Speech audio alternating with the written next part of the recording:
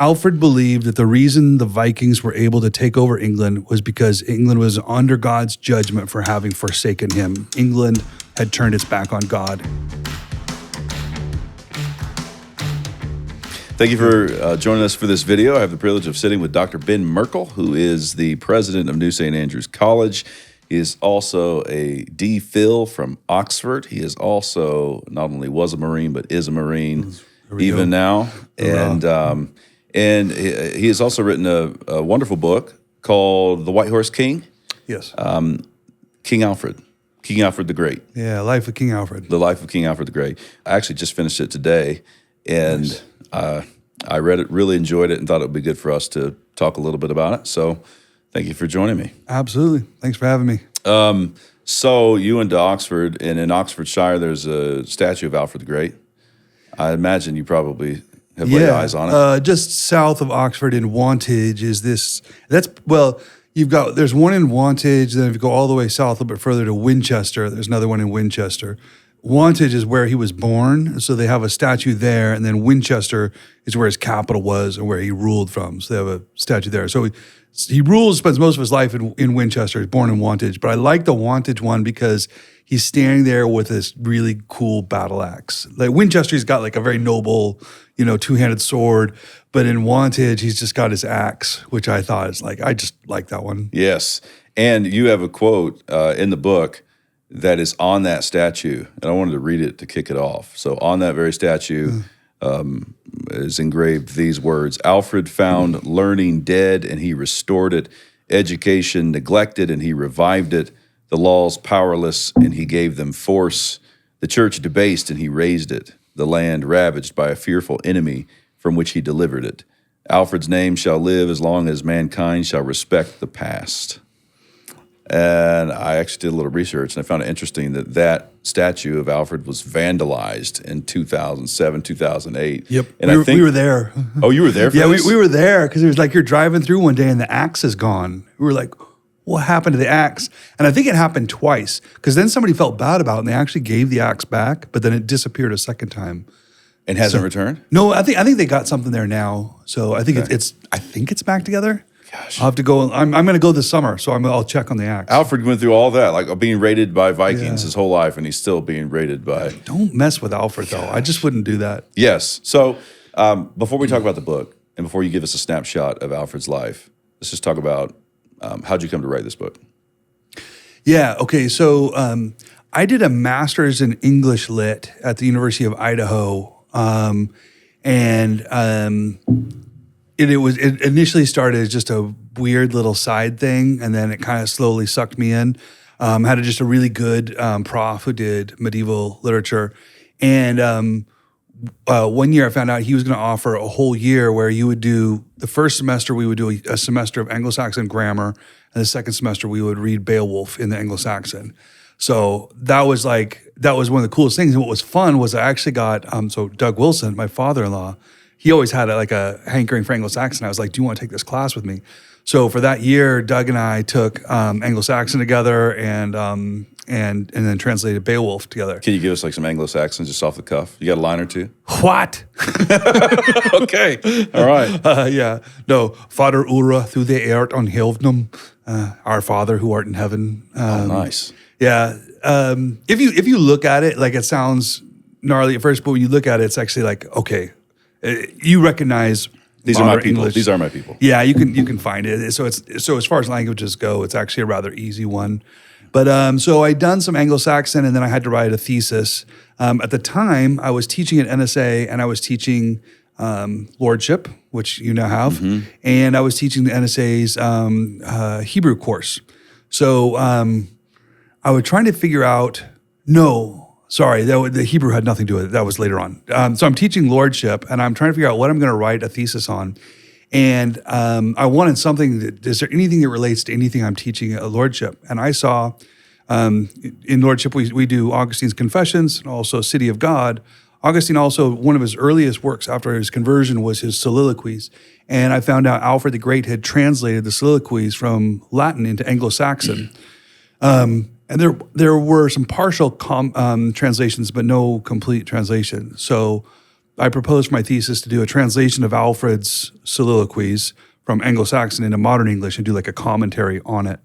And he's pretty free with the text, so there's a lot of it like this is not Augustine, this is just pure Alfred. Augustine's book was 2 books, Alfred's was 3 books, so there's one whole book that's just pure Alfred. So it made it kind of, it was a fun project. So I had that, and I graduate with my MA. I'm accepted to go do graduate work in Oxford, and I show up there, and it was right then that Aaron Wrench, who, he's one of these characters that in Moscow is kind of behind a lot of things, but you don't notice right off. But he's the guy that's like putting together everybody's book deals. And this was when he was first lining up all these interesting book deals. And somehow he got this deal with Thomas Nelson where he was trying to land people to write for Thomas Nelson. And so he reached out to me and said, do you have any biographies, that you would like to do? And I was like, I can do Alfred. That's all I got, And he landed like an amazing book deal for me to write a biography of King Alfred. And I get this deal where I'm living in Oxford and everything around me is Alfred, which is like an amazing opportunity. So over the next year, we're homeschooling our kids. So we're just taking them to all the Alfred sites. So I got to spend a whole year with the family cruising around, visiting all these places, and then slowly putting together the story of Alfred's life, which is what becomes that book. Nice. It was a ton of fun. It was a bit of a heavy lift doing that on the side of doing my Oxford studies and whatnot. But man, we had so much fun exploring the countryside and me diving deeper into Alfred's story, and Aaron did a great job. So it paid for a year of Oxford for me, which was great. Okay. So you've seen the terrain, you've seen the place, you kind of steeped in the man's life. Just give us like in a nutshell, like the 10,000 foot view. Who was Alfred? Where did he live? What did he do? And then we can dive out with a parachute and do some more granular stuff. But what's the snapshot? I mean, the thing about Alfred is if there wasn't an Alfred, there wouldn't be an England. And very rarely can you come down to like one person who is so pivotal. But like you really can get all the way down to like England exists because of Alfred. Because early on in the early Anglo-Saxon England, even to say that is anachronistic because there wasn't an England. You had the Isle of Britain, and then you had these little Anglo-Saxon kingdoms all over. But what happens is in the 9th century, like right at the end of the 8th century and then into the 9th century, you have these Viking invasions that are coming over from the continent. And initially just plundering and raiding, but then after a while, they are starting to just actually conquer. And it starts to the north, and then it works its way all the way down. So each of these little individual Saxon kingdoms is picked off until there's only one Saxon kingdom left, and that's Wessex, which is in the southwest, so bottom left of the Isle of Britain. You have Wessex as the lonely kingdom that's left. And Alfred he shouldn't have been king. He's like the 5th son, he shouldn't have been king, but all of his father and all of his brothers slowly die off till he actually inherits the crown, and he inherits the crown right at the moment when they're the last ones and the Vikings are invading and they drive him all the way. Well, they drive Alfred actually completely into hiding. But from that place, he puts together an army. He puts together this resistance that then goes to open battle, fights the Vikings, beats them, and then slowly pushes them back. But as he does so, and this is what makes that book so interesting, is like he's not just a military, leader. He understands what it means to put together a human culture and society in a God-honoring way. So he revitalizes every institution, and it all comes out of a deep evangelical Christian faith that he has. So he rebuilds the army, he rebuilds the infrastructure, he rebuilds the government, he establishes England's laws on a godly platform, begins the common law tradition. He revitalizes the church, and he launches a literary renaissance that you don't see any other period in the Anglo-Saxon England. The renaissance that happens under him is really significant. And he slowly pushes the Vikings back. It's not until his grandson that you finally have the English king pushes the Vikings all the way out, and now England is all united under one king. And that's when that's why I say it's under Alfred they become England. They become the English people. and it's all united under the crown that he leads them under. So Alfred's in Wessex. You mentioned that he went into hiding. Does he go into hide? He goes into hiding after Ashdown? Was Ashdown first? Yes, he does. Because Ashdown was his first. Was that his first That's time his in first battle? battle. All right. So why don't we start there? Like you mentioned where Wessex is. Yeah. So where is Ashdown? Lay out the scene for us, and what happens at this. Yeah, there's debates about where Ashdown actually is. So in my book, I argue for him being at the Vale of the White Horse, which is just south of Oxford. And I think it's to me the most probable location. I could be wrong. In the resurrection, we'll find out where it really is. But that I would argue for that location, so just south of Oxford. So yeah, the Viking army comes. Alfred, when at the Battle of Ashdown, I think we're in 871. Okay. I wrote this all in like 2007, so You're going to be like I'm a little bit 15 something years. Yeah, I'm a little bit foggier, but I think it's around 871. You have the Battle of Ashdown, and at this point, his father has died. His older brothers have died, except for the next up. So Alfred is not king. His older brother is king. Alfred is helping him, and they go to this battle. The Viking army has they've encountered this raiding army, and there's this funny description where Alfred and his brother, they're going to take two halves of the army, and they agree, okay, you go that way, I'll go this way. We're going to meet him on the battlefield. Alfred goes out, he gets his men all lined up, they march onto the field, the Viking army lines up in the shield wall, begins approaching, and Alfred looks and his brother's not there. And his brother and his brother's whole army doesn't show up. So Alfred is hosed, but you can't turn and run. Like your safest thing is to form up and to engage. So he does. And then the account of the battle, it says something like basically his brother had been long in his prayer. So after the deal to go meet on the battlefield, his brother goes in to pray and apparently had a few more sins to confess. Like this may be the end. So he's really working through it and is a little bit tardy to the battlefield. And but it ends up being a brilliant tactically, whether they planned it that way or not, because Alfred has completely engaged the Viking shield wall, and now his brother comes over the horizon from the side, and they just wipe him out. So they're victorious at the Battle of Ashdown, but it's only a temporary victory. It's just a few months after that, his brother actually dies. We don't know what kills him. It may have been injuries from the battle, who knows? But his brother dies, Alfred is king, and the Vikings keep on coming. And that's when they push him into hiding in this little swampy area, a place called Athelney, where he's hiding out, like almost like a Robin Hood kind of scene. Uh-huh. Is that Athelney also in Wessex? Yes, it would be in the nation of Wessex, but it's much further south. Further south. But this is, the Vikings are coming into Wessex territory. Yeah. Wessex is the last holdout. Right. And so at this point, they've really taken all of England because Alfred is in hiding and he was the last king. Okay. And this Athelney, so like a swampland area? And they describe it kind of marshy, but when you go there now, I mean, England doesn't do, it's like the moors. Not marshy is wrong. It's the moors, which is this kind of wild land that he's hiding out in. Do you know how long he's there? It's really just, it's less than a year. It's kind of over the course of a winter. And he's the king. Well, he's the king, but he's hiding out. Out. And how does he get out of it? Basically, he slowly. There are lots of legends about Alfred during this time. Stories of him, dressing up as a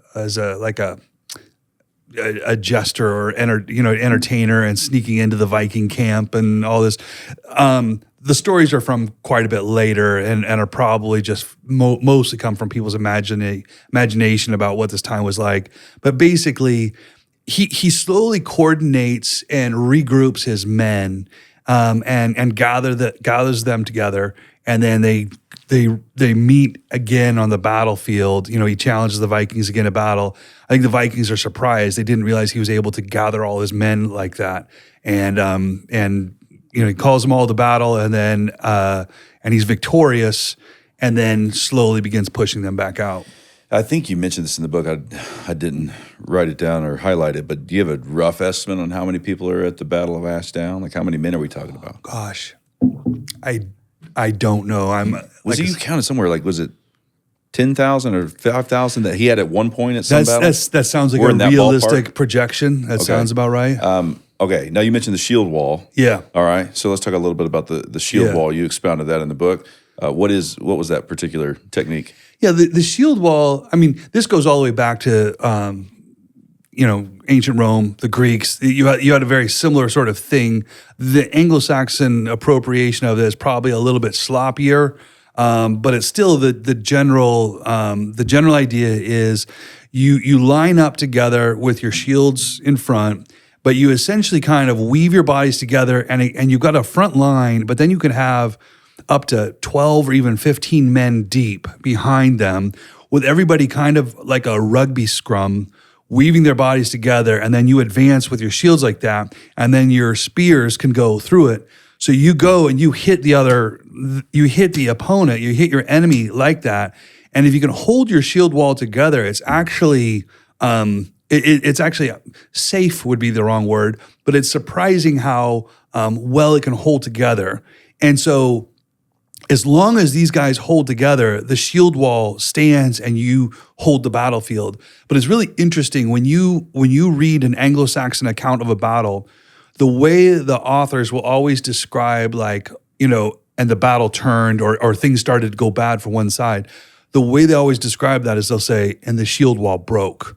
It's that moment when you get a little rip in the shield wall and it's not immediately formed up again. A man falls dead and the man behind doesn't jump up quickly. Or one that you'll see in some battles is somebody standing in the front and the shield wall chickens out and turns and runs.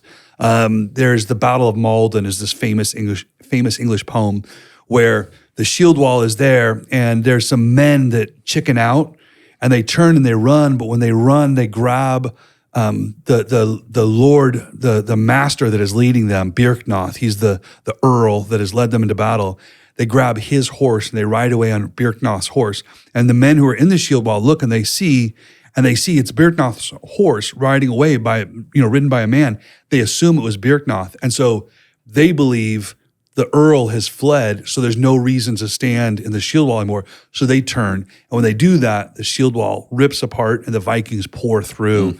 And you're toast once the shield wall breaks. Mm-hmm. And so there's this like real kind of poetry about like you stand in the shield wall and you don't let anything take you out, because as long as the shield wall stands, we stand. And then things were quite different then. You note this, I think, toward the end of the book, that this wasn't the day when, say, your top commanders sent the young men into battle. Yeah. So when Alfred goes to battle, Alfred goes to battle. Men don't go to battle for a king who doesn't step out there with them. There's an expectation that you stand with your king, not instead of your king. Mm-hmm. There's one thing. The other thing about Anglo-Saxon society, and I think whenever I teach Anglo-Saxon lit, I always try to introduce the society as basically there's two kind of fundamental realities. There's the shield wall, which I just described, and then on the other side is the mead hall, which is this, it's this major, it's like a huge dining lodge that the boys gather together in, and there's a raging fire. And everybody's sitting around. The king is not high on a throne. He's sitting on a bench with his men around him. And usually the king's wife is walking around with a huge ox horn that is gilded, with gold, but hollow, and it's filled with mead, wine made from honey. And she goes and she pours it for each of the men. And as she's pouring this mead for them, and the king is a ring giver. It's one of the most common names for a king is he's a ring giver. He gives rings, but he gives jewelry, but he also gives weapons, a sword, a suit of armor, or a shield, whatever. He's giving armor and swords. So men who are sitting at his table, they feast at his table. His wife pours the mead for him, and they receive all these gifts. But then the thing that is supposed to happen as he's giving these gifts is these men are supposed to swear oaths, and the oath is basically when you go to battle, when they come for you, I will be there with you. I promise to stand with you. And that's like the wise queen, as she's pouring the mead, she knows how to elicit these oaths out of the men. Like, he's giving you this. What are you going to do? And so there are all these oaths and vows that are made in the mead hall. But it's when you step in the shield wall, you find out who was good for their vow and who wasn't.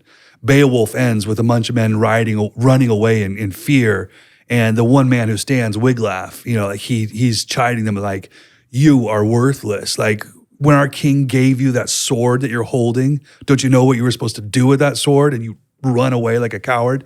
So the whole thing, it's like you've got the mead hall and you got the shield wall, and the thing that holds it all together is everybody's vows.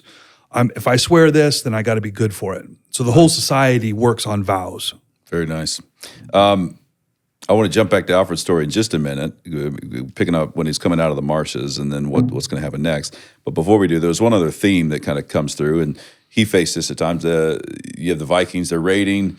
Maybe you can't move your men quick enough. Maybe you just know that this is going to be a bigger battle than I can fight. And you have this option of paying the Danegeld. Yeah. Should you ever pay the Danegeld? What is the Danegeld? Should you ever pay the Danegeld? Yeah, the Danegeld. So the thing about the Vikings that I think is interesting and is really our modern Hollywood version of the Vikings gets very wrong. The Hollywoodized Viking is the Vikings are the scary warriors that the Christians couldn't face. That they'll destroy the Christians, which is just not true at all. The Christians had no problem squaring off against the Vikings, and in an open battle, the Christian Saxons did just fine against the Vikings and regularly just destroyed them. Also, no horns on the helmets, right? There's no that. horns. There's that. I can't imagine going into hand-to-hand combat with these ridiculous antlers. This will scare them. The thing that made the Vikings so difficult was that they were deceitful liars and tricksters, which, I just described, like the Saxon world holds together on like, you said you would do this, so you'll do this, right? I mean, you make a vow, you keep your vow. When Alfred starts his law code, I think the first thing he addresses is like, when you make vows, you keep them. Everything holds together with this.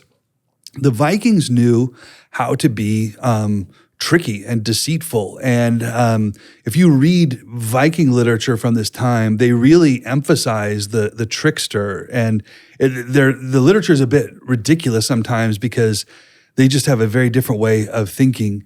And I think the Saxons had a hard time understanding it. So the Vikings would come, they would say they would do one thing, and then they didn't do it.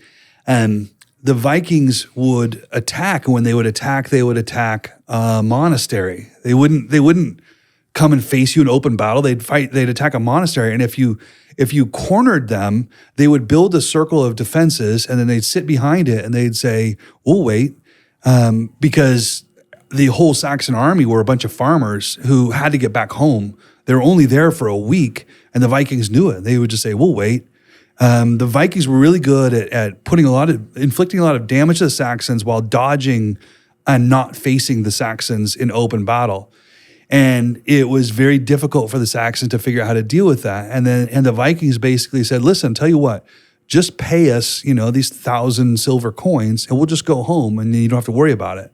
And the Saxons regularly was like, it was just too easy. It just felt like, okay, if I just pay them this, they'll go away. We can all go back to life as normal, and it'll be good. And so that fee that was paid is called the Danegeld. Geld is just Saxon for money. And so the Danegeld was the Dane money. And so they would pay the Danegeld. The Danes would take the money. They'd leave for about a little bit. Then they'd turn around and come back. And next time they want twice the amount of money. And Kipling has a great poem about the Danegeld where he says, if once you pay the Danegeld, you'll never get rid of the Dane. If you give in to this, it's an easy moment to buy your peace, but it's a very temporary peace, and you just guaranteed it's going to be 10 times worse next year. And that's what happens. That's why the Saxons, they start in the north and they just take, or sorry, the Vikings, they start in the north and they slowly work their way down through each of the Saxon nations, because the Saxons can't figure out how to stand against the Vikings. They just can't figure it out. And that's what Alfred finally does, is he digs in and he figures out how to stand against the Vikings. One of the techniques he came up with was the Vikings were far too swift with their boats, getting in and out, and then the Anglo-Saxons couldn't form their army. Yeah, the feared quick enough, right? Yeah. And so Alfred actually restructured the towns, the burghs. The burghs, yeah. So Alfred. It's interesting when you have somebody in whom so many things come together at once, because he's a logistical genius. He basically lays out England in a series of these, he calls them the burghs, which is a word for fortress. So you'll see this it's in Germanic languages and whatnot, where Strasbourg, Hamburg, and then you get the same thing, Scarborough. Borough is just another variation on that. So these are our fortress towns in that he spaces at regular distances throughout England. And so he makes sure that each town is one day's ride away from the next. So they can each burg. So one burg can respond to another. He makes sure they all have roads. He even the city itself, he sets up a layout for how to set your roads so that the city can be well defended. So even to this day, you can when you go to Oxford, the roads are laid out as Alfred had them laid out, and you can see the mark of Alfred's fingerprint on all these English towns. So in America, we have your quintessential Main Street. In England, you have your quintessential High Street, and High Street is the street that splits the city in half. So if we're being attacked on one side and then the attack switches to the other, you can quickly bring your troops across town with perpendicular walls perpendicular roads that you can get to anywhere you need very quickly, and then a wall street. So the idea of a wall street is the street that goes around the wall, and it allows troops to move inside the burg really swiftly to defend it. He even calculates how much acreage of land is necessary as farmland to support a certain number of people, and how many people do you need to defend a certain size of city wall. And then he coordinates the size of the city wall with the agricultural land outside, so that every city can feed and support the men that it needs to defend its walls. And he does these kinds of things throughout all of England.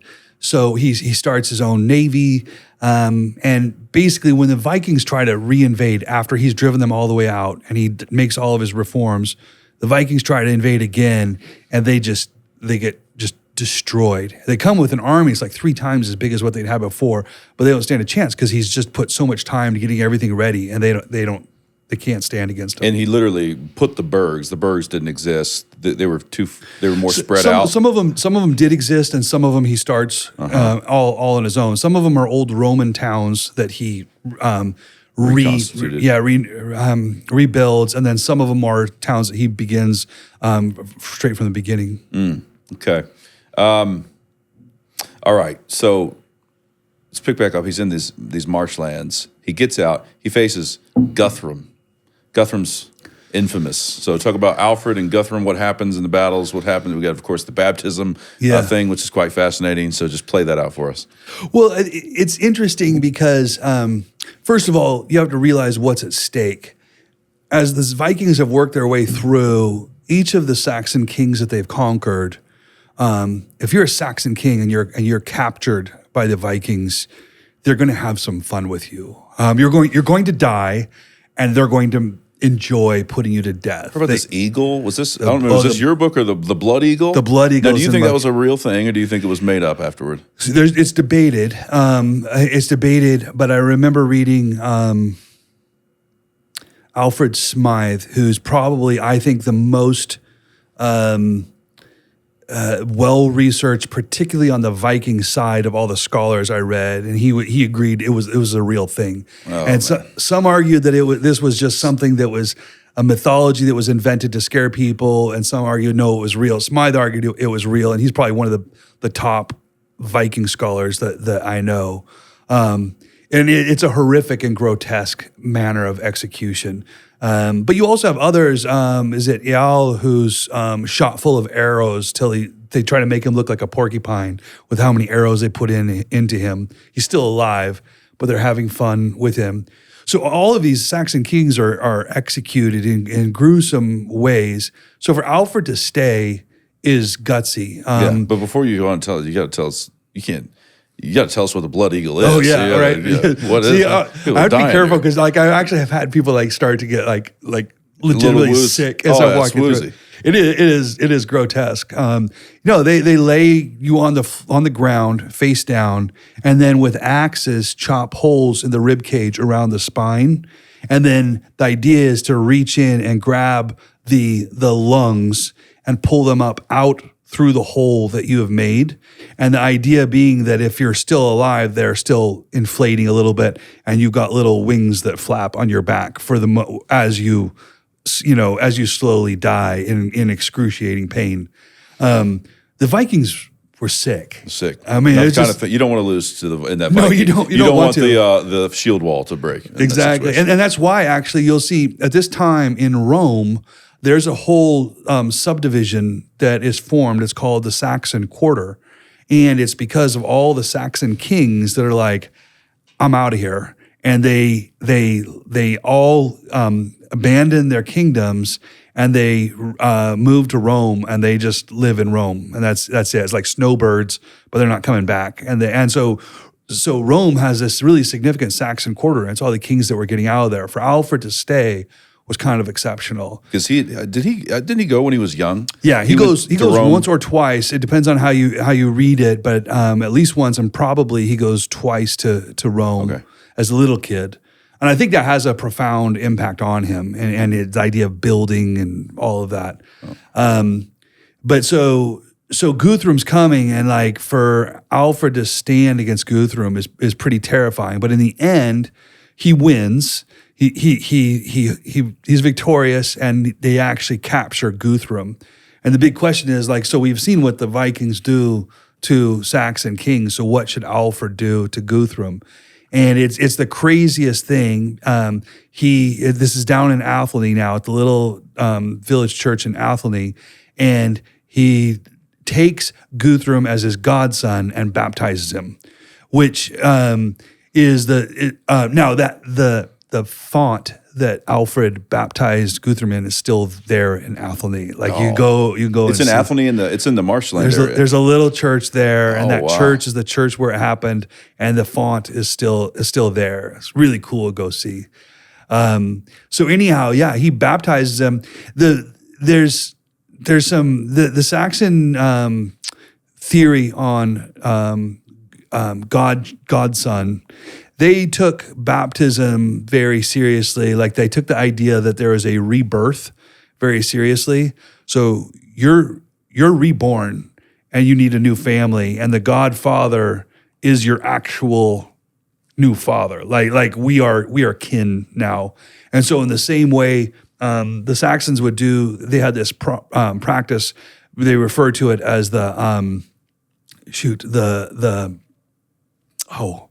Frithawebbe, peace weaver, sorry. Frithawebbe is the Saxon word, the peace weaver. If we were at war with one another, I give you my daughter, and your son marries my daughter. Now we are family, because they've married, because, in-laws are never complicated relationships. Anyhow, so you have that. So they basically took that same strategy and applied it to baptism. They said, you are reborn. I am your father. We're family. And Alfred took Guthrum as his son. It's like, you're my son. You're not going to be a Viking like I anymore. You're a Christian. And he threw him like a 1-month feast, poured out gifts on him, and then sent him back to his area, to his region, and said, now be a Christian king. It's the weirdest, like, I don't recommend that as strategy, but in Alfred's case, it worked, and Guthrum is changed, and they are at peace from then on. Wow. Well, got one more question for you, and I guess before we wrap up, the guys at Canon here made sure that I'm supposed to add the audio of this is on Canon Plus. Yes. So you can get the audio on Canon Plus. You can get the book wherever books are sold. Search it on the Wherever- internet. yeah. It's gonna come up there. But the audio is at Canon Plus. They want you to know that. Here's the final question. We're obviously both in education. I'm the dean at NSA. You're the president at NSA, and you write about his educational reforms, just remarkable educational reforms. You mentioned he translated. You noted Soliloquies by Augustine. You also noted Pastoral Care by Gregory the Great, which I thought was a fascinating text. Consolation of Philosophy, first 50 Psalms. He's translating them from Latin into Anglo-Saxon while fighting off Guthrum and avoiding the blood eagle. And he's doing all of that. It's crazy. So just maybe last question will be, speak to his educational reforms. Now that he's pushed them back, you can read the book to get more details about how Alfred's life wraps up. But let's finish with this question about what did he do educationally? How's that related to like Christendom itself and defending against the Vikings? Alfred believed that the reason the Vikings were able to take over England was because England was under God's judgment for having forsaken him. He said, we've become faithless, we've forsaken our God, and that's why all of this is happening. And so at the heart of everything for Alfred, it was all about first personal, individual regeneration and renewal, and then the belief that this needed to be experienced by his whole nation.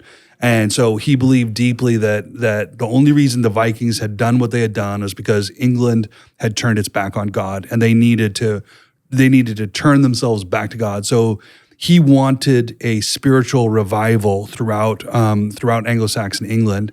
And he believed the reason they had turned their back on God and the thing that they needed for their spiritual revival was they had forgotten their learning, and they needed to recover learning to take them to the texts that opened up the wisdom of God for them. He says in one of his prefaces, it's like Alfred was he was definitely a man's man. One of his favorite pastimes is hunting. He just loved hunting, and he's trying to explain to his men, like these men who had stood in the shield wall with him, but they don't know their alphabet, let alone how to read Latin. And he said, "Listen, what if you were like a guy who came across a set of deer prints in the hoof prints in the snow, and or in the mud, and you saw it, but let's say you didn't have enough sense or understanding or skill to figure out how to track that deer. You're going to go hungry tonight, right? If you want to eat tonight, you need to learn what those signs mean so that you can get to this thing that you want." He said that's the written word. God has this massive treasure, this wisdom that has been laid down for us, and you, because of your laziness, won't take the time to learn how to read these prints and get to the thing that he has for you. And so he tells his men, if you want your job, you have to learn to read. And then the few that are really good, he says, those of you that are really good, now you're going to come with me and we're going to learn Latin. And then those of us that learn Latin, what we'll do is we'll translate the books most needful for all men to know. We're going to translate them into Anglo-Saxon so that all of our men can experience and taste the wisdom that God has stored up for us. It's really interesting because Alfred translates the first 50 Psalms into Anglo-Saxon. When the Reformation hits, and this is after Wycliffe, it's illegal to translate the Bible into the vernacular. And the Reformers, when they uncover, wait a minute, the English king Alfred translated into the vernacular, and Alfred becomes this kind of symbol for the Protestant reformers that like this is what we want to be like. I mean, we have precedent for this. Wow, nice. Well, Ben, thanks for talking to me today. It was a fascinating book. Thanks for having me. I'll tell you, for guys that are into this is a very interesting theme. It has all sorts of cultural applications for us right now. Yeah, absolutely. Who are our people? Where do we come from? What are we about? What's it like to stand on the shield wall, not let it break? Mead Hall, Ring Giver, all those themes just come out in your book. So thanks again for joining me, and pick up a copy of The White Horse King, The Life of Alfred the Great. Thanks again. Thank you.